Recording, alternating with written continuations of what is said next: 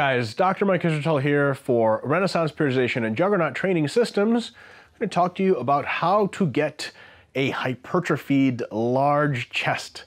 So just some really cool basic framework tips for how to go about constructing a program that maximizes your attempt at large chest size.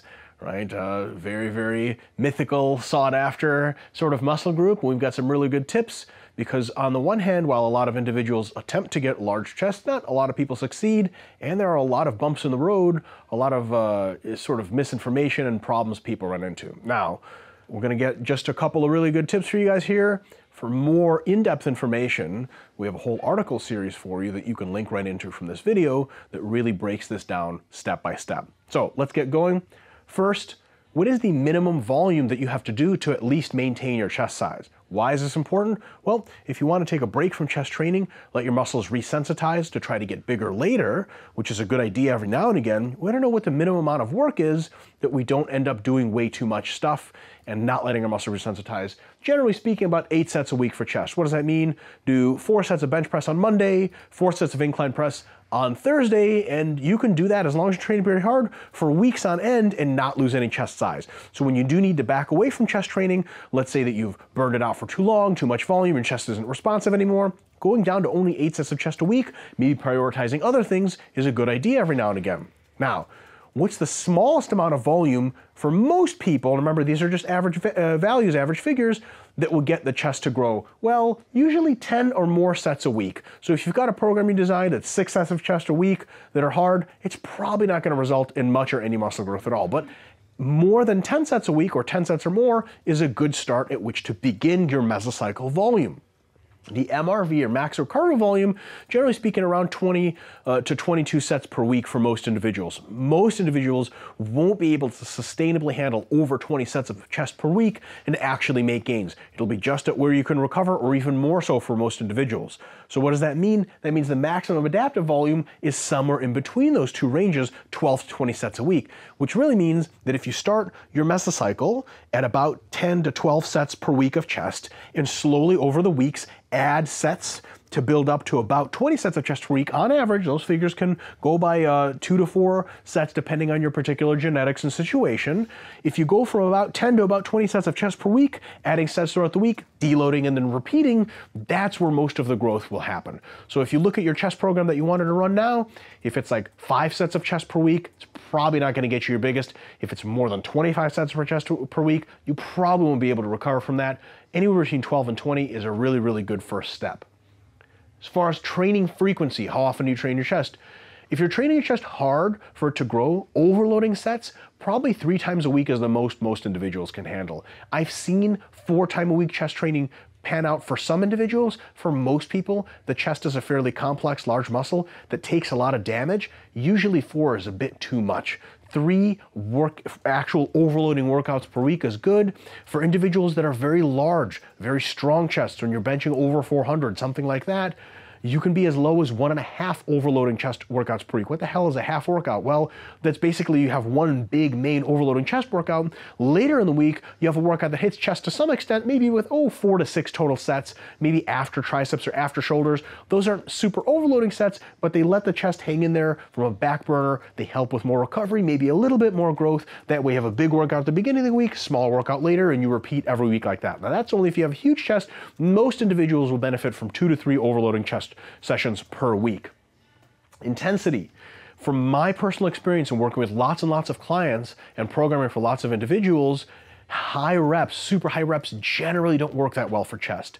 As a matter of fact, some individuals can grow from the 5 to 8 rep range really, really well. That's why one of the best ways to get a big chest is to bench relatively heavy. For a lot of other exercises, it doesn't really work, or for a lot of other muscle groups, you don't really come up and someone has really big biceps and you say, man, you must curl a whole lot for just a couple reps. It doesn't really work like that, but if you ask someone if they can bench a lot, if the answer is yes, usually they have really big chest, that's not by accident. The chest generally tends to be composed of a higher percentage of fast twitch, very large muscle fibers that are really responsive to high forces.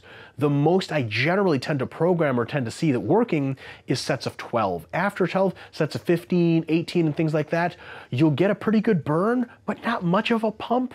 You won't get very sore, and a lot of times that won't result in a lot of chest size. So my personal advice to you is if you want a bigger chest, keep it anywhere between 5 and 12 reps on average for most of your working sets. That's where most of the action happens. So for chest, there's really 3 basic kinds of exercises you want to include on average in most of your weekly and monthly programming. Horizontal pressing movements that hit the majority of your chest, especially the sternal head. Incline pressing movements that hit the clavicular head and especially prized for bodybuilders that want a big upper chest. And isolation movements for chest.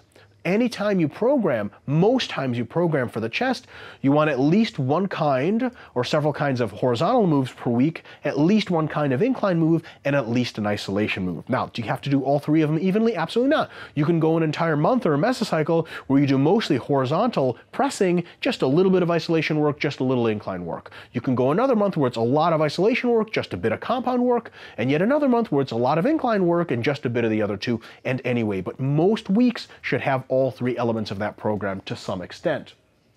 Now, range of motion is a big deal for chest training.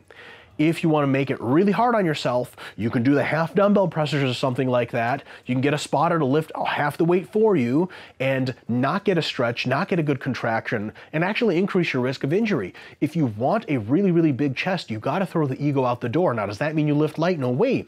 You lift heavy in that rep range, but that means you take the barbell movements almost usually all the way down to your chest and all the way up to lockout. Dumbbells for a big stretch. That range of motion, especially for the way the pec muscle is designed, puts a whole lot of stress on the pec and actually independently allows it to grow. So for dumbbell flies that you do with a real big stretch, those almost always pay off. Can you use as much weight? No way, but the actual forces your muscles experience and the way it experiences them through stretching is much better for growth. So the good news is you should only be doing weights that you can control for a good number of repetitions. You don't have to go super ultra crazy heavy and endanger yourself. The bad news is if you're used to half benching something, you're going to take a big ego hit doing things the right way. But I promise doing them the right way is going to result in a whole lot of growth. So range of motion is really big for chest training, and a lot of people make a big mistake. Now, there are a couple of really cool special metabolite techniques that work pretty well for chest. One really good one is to take your favorite fly movement or isolation movement and pair it superset style with your favorite press. So for example, you set up just a machine pec deck fly and do about 12 reps on that. As soon as you're done, a couple reps away from fail, you run right over to an already preloaded barbell incline press and do as many as you can like that. What ends up happening is your chest is already have a high metabolite load in it from those flies. As soon as you go to incline, your shoulders are fresh, your triceps are fresh. They're not going to be the limiting factor. Your chest is already the limiting factor, so the amount of metabolites in there, it just goes crazy. It's a huge pump. You'll get a ton of soreness, and that works really well. So that's a really good metabolite technique to try if you haven't tried it yet. Another one is what we call our special technique we're going to leave you guys off with is what I call an isolation sandwich. So we have a little bit of a conundrum in chest training. Metabolite training works really well, and isolation movements work really well. But if you do them first in a program, the good news is you get a good feel for the chest. The bad news is you can't use a lot of high force pressing movements because your chest is so tired from isolation work. So if pre-exhausting is good but has a limitation that you can't train super heavy training is good but it has a limitation that you can't pre-exhaust before it, where do we go? Well, we can solve both problems with the isolation sandwich. What is that? We start out with a compound pressing move, let's say incline barbell press. After that, 5 sets later, we go do a couple of sets of an isolation move, of flies or something like that. And then we end our workout with maybe wide grip push-ups or dumbbell press, another compound press. So that isolation to compound gives us that awesome metabolite effect and that pre-exhaust, but we started the workout with a big compound press, so we got our heavy work out of the way. So we go heavy compound, isolation, and then lighter compound. That sandwich together probably gives us the best of both worlds. I would really highly recommend you give that a shot. If a lot of the stuff seems really awesome and you want to know more, check out the linked article that goes much more in depth about chest training and Renaissance periodization. And if this stuff seems cool but you want a little more structure to your training, check out the male physique templates, also linked. Give those a shot. We've had really good reviews on them so far. Guys, thank you so much for tuning in. Dr. Mike Israel for Renaissance periodization and Juggernaut Training Systems.